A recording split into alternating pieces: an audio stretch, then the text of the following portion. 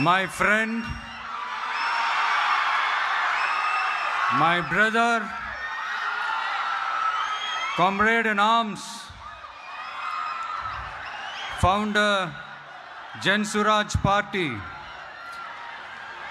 திரு பிரசாந்த் கிஷோர் அவர்கள் இன்னைக்கு வந்து நம்மளுடைய இந்த தமிழக வெற்றி கழகத்தினுடைய 2ஆம் ஆண்டு துவக்க விழாவிற்கு சிறப்பு விருந்தினராக வந்து கலந்துக்கிட்டு பேசியது மிக்க மிக்க மகிழ்ச்சி. அவருக்கு என்னுடைய மனமார்ந்த நன்றியை தெரிவிச்சுக்கிறேன்.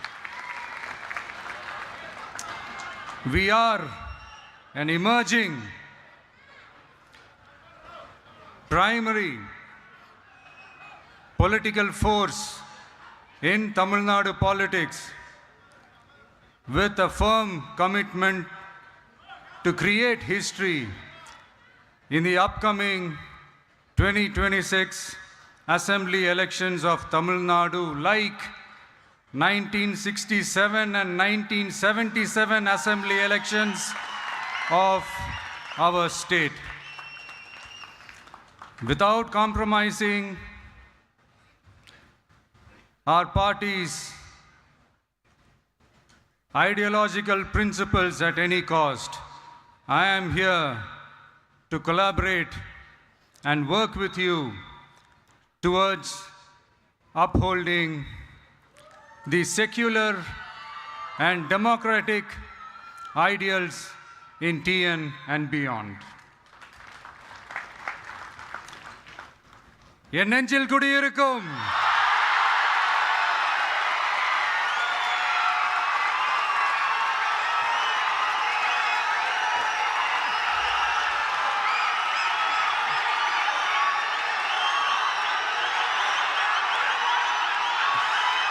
என்னுடைய தோழர்கள், தோழிகள்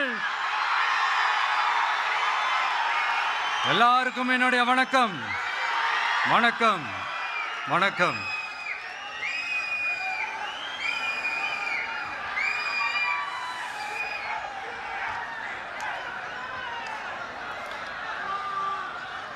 இந்த அரசியல்னாலே வேற லெவல் தான்ல.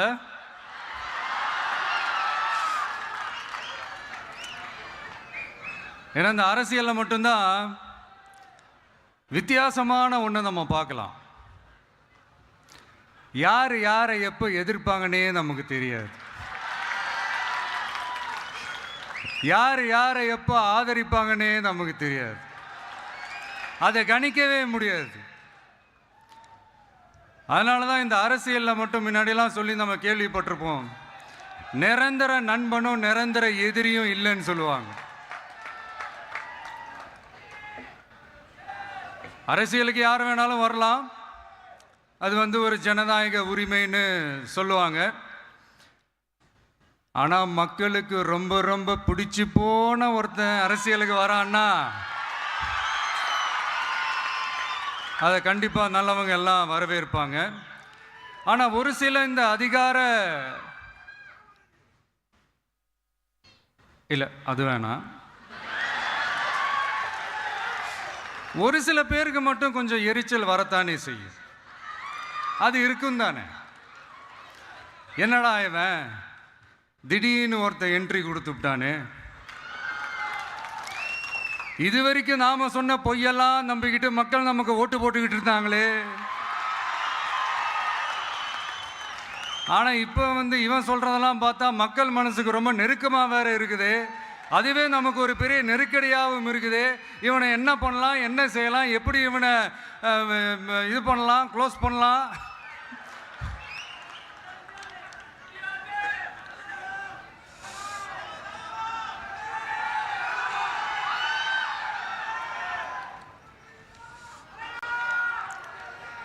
எப்படி இவனை க்ளோஸ் பண்ணலாம், ஒரு கன்ஃபியூஷன் ஒன்று வரும்.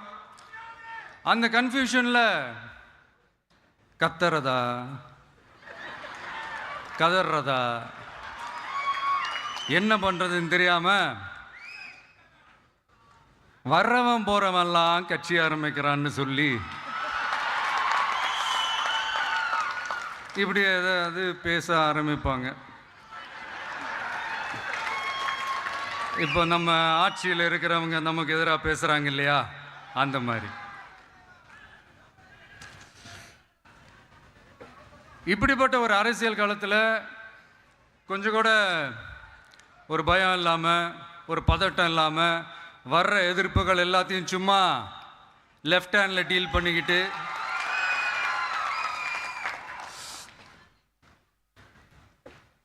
இதோ நம்மளுடைய தமிழக வெற்றி கழகம் முதலாவது ஆண்டை கடந்து இப்போ 2வது ஆண்டில் அடி எடுத்து வைக்கிறோம். இந்த ஒரு காலகட்டம் தான் மிக முக்கியமான ஒரு காலகட்டம். ஏன்னா ஒரு அரசியல் கட்சிக்கு ஒரு பெரிய பலமே அந்த கட்சியினுடைய கட்டமைப்பு தான். அதுதான் அந்த கட்சியினுடைய ஒரு வேறு மாதிரி, ஒரு அடிப்படை பலமே அதுதான். ஒரு ஆலமரம் மாதிரி ஒரு கட்சி ஒன்று வளரணும்னா அதுக்கான அந்த வேர்களும் விழுதுகளும் ஸ்ட்ராங்காக இருக்கணும் இல்லையா? அப்படி தான் நம்மளுடைய இந்த அமைப்பை பலப்படுத்துகிற ஒரு வேலையை தான் இப்போ நம்ம செஞ்சுக்கிட்டு இருக்கிறோம். தமிழ்நாடு முழுக்க மாவட்ட நிர்வாகிகள் எல்லாரையும் தேர்ந்தெடுத்து அறிவிச்சிட்ருக்கிறோம். இந்த நேரத்தில் நம்ம மேலே ஒரு கம்ப்ளைண்ட், அது என்னென்னா, அதுதான் எனக்கும் புரியல. நம்மளுடைய மாவட்ட நிர்வாகிகள் எல்லாருமே வெறும் இளைஞர்களாகவே இருக்கிறாங்களாம். ஏன் இருந்தா என்ன?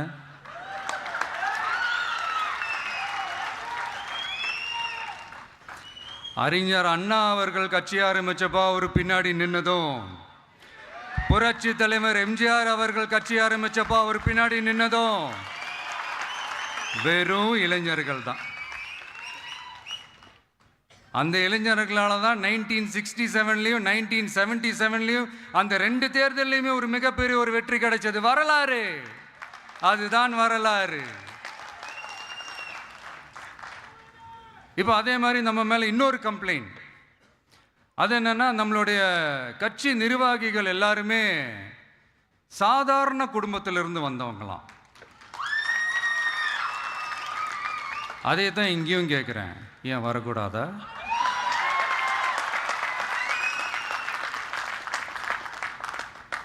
சாதாரண குடும்பத்திலேருந்து வந்தவங்க தான் பெருசு பெருசாக சாதிச்சிருக்கிறாங்க. இன்னும் சொல்ல போனால் நம்மளுடைய கட்சி எளிய மக்களுக்கான கட்சி தானே. அப்படி இருக்கும்போது நம்மளுடைய கட்சி நிர்வாகிகளும் எளிய குடும்பத்தை சேர்ந்தவங்களா தான் இருப்பாங்க. நம்மளுடைய கட்சி ஒன்றும் பண்ணையாறுகளுக்கான கட்சி கிடையாதுல்ல.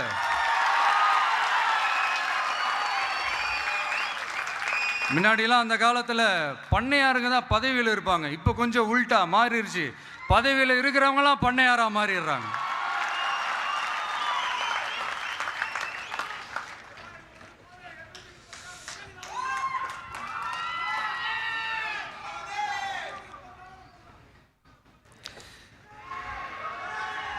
மக்களுடைய நலனை பற்றியோ, நாட்டோட நலனை பற்றியோ, வளர்ச்சிகளை பற்றியோ எதை பற்றியும் கவலைப்படாமல் பணம் பணம் பணம், எந்தெந்த வழிகளில் எந்தெந்த ரூட்லலாம்,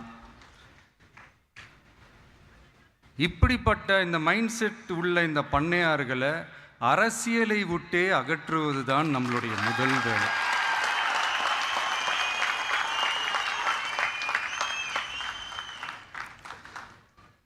அதை ஜனநாயக முறைப்படி நம்ம செய்கிறதுக்கு தான் 2026 தேர்தலை நம்ம சந்திக்க போகிறோம். அந்த தேர்தலை சந்திக்க ரொம்ப ரொம்ப முக்கியமான விஷயம் பூத் லெவல் ஏஜென்ட்ஸ், BLA அப்படின்னு சொல்லுவாங்க. அது ரொம்ப ரொம்ப முக்கியம். ஏன்னா நீங்கள் பார்த்தீங்கன்னா தமிழ்நாட்டில் அந்த பெரிய பெரிய கட்சிகளுக்கு தான் அந்த BLAலாம் ரொம்ப ஸ்ட்ராங்காக இருக்கும்னு சொல்லுவாங்க. ஒரு அப்ராக்சிமேட்டாக ஒரு 69,000 பூத்ஸ் இருக்குது. அது எல்லாத்துக்குமே பூத் ஏஜென்ட்ஸாக நம்மளுடைய கட்சி தோழர்களை தான் நியமிக்க போகிறோம். கூடிய சீக்கிரமே பூத் கமிட்டி மாநாடுன்னு ஒன்று நடத்த போகிறோம். அன்னைக்கு தெரியும் தமிழக வெற்றி கழகம் எந்த ஒரு பெரிய கட்சிக்கும் கொஞ்சம் கூட சளைச்சதில்லைன்னு. அன்னைக்கு தெரியும் தமிழக வெற்றி கழகம் தமிழ்நாட்டில் முதல் சக்தியா, முதன்மை சக்தியா, பவர்ஃபுல்லாக இருக்குதுன்னு அன்னைக்கு ப்ரூவ் ஆகும். இப்போ புதுசாக ஒரு பிரச்சனை ஒன்று கிளப்பி விட்டுட்டு இருக்கிறாங்க, மும்மொழி கொள்கை.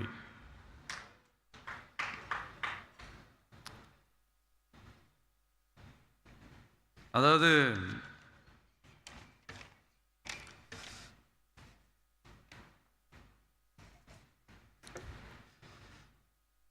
இதை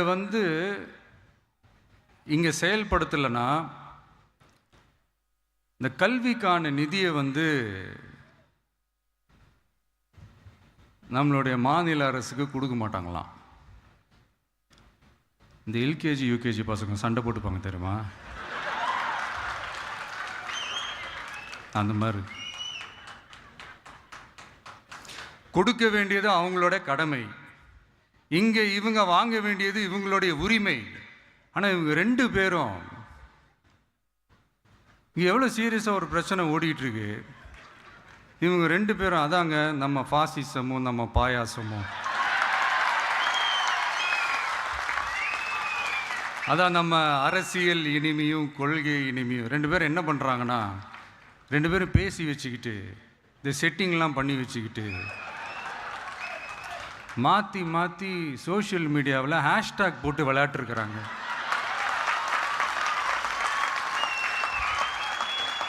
இங்கே என்ன நடந்துக்கிட்டு இருக்கு, அதாவது இவங்க 2 பேரும் அடிச்சுக்கிற மாதிரி அடிச்சுப்பாங்களாம். அதை நாங்கள் நம்பணுமா,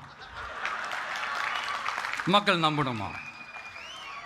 what bro, it's very wrong bro.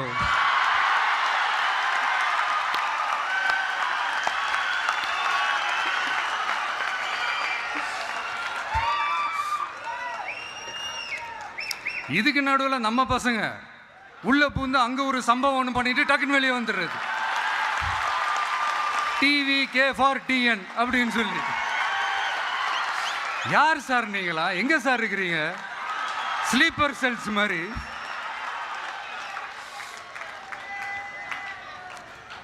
அதனால் இதெல்லாம் மக்களுக்கு நாம் சொல்லி புரிய வைக்க வேண்டிய அவசியமே கிடையாது. அவங்களுக்கே தெரியறதெல்லாம் எவ்வளோ பெரிய ஒரு ஏமாத்து வேலைன்னு. நம்ம ஊர் சுயமரியாதை ஊர். நாம் எல்லாரையும் மதிப்போம், ஆனால் சுயமரியாதையை மட்டும் யாருக்காகவும் எதுக்காகவும் விட்டு கொடுக்க மாட்டோம். நாம் எல்லா மொழிகளையும் மதிப்போம், அதில் மாற்றுக்கிறதே கிடையாது. தனிப்பட்ட முறையில் யார் வேணாலும் எந்த ஸ்கூலில் வேணாலும் படிக்கலாங்க. உனக்கு எந்த மொழி வேணுமோ, எப்போ கற்றுக்கணுமோ, உனக்கு எப்போ தோணுதோ கற்றுக்கலாம். அதெல்லாம் அவங்கவுங்களுடைய தனிப்பட்ட ஒரு உரிமை. ஆனால் கூட்டாட்சி தத்துவத்தை மீறி மாநில தன்னாட்சி உரிமைக்கு எதிராக ஒரு மாநில அரசின் மொழி கொள்கையை, கல்வி கொள்கையை கேள்விக்குறியாக்கி வேறு ஒரு மொழியை வலுக்கட்டாயமாக திணிச்சா, அதுவும் அரசியல் ரீதியாக திணிச்சா எப்படி ப்ரோ?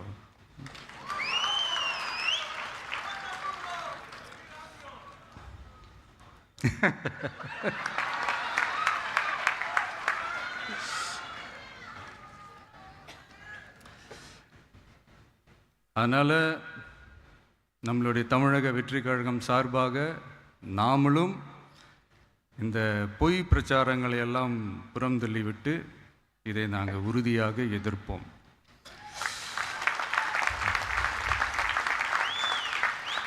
கான்ஃபிடென்ட்டாக இருங்க, நல்லதே நடக்கும், வெற்றி நிச்சயம். மீண்டும் சந்திக்கும் வரை நன்றி, வணக்கம்.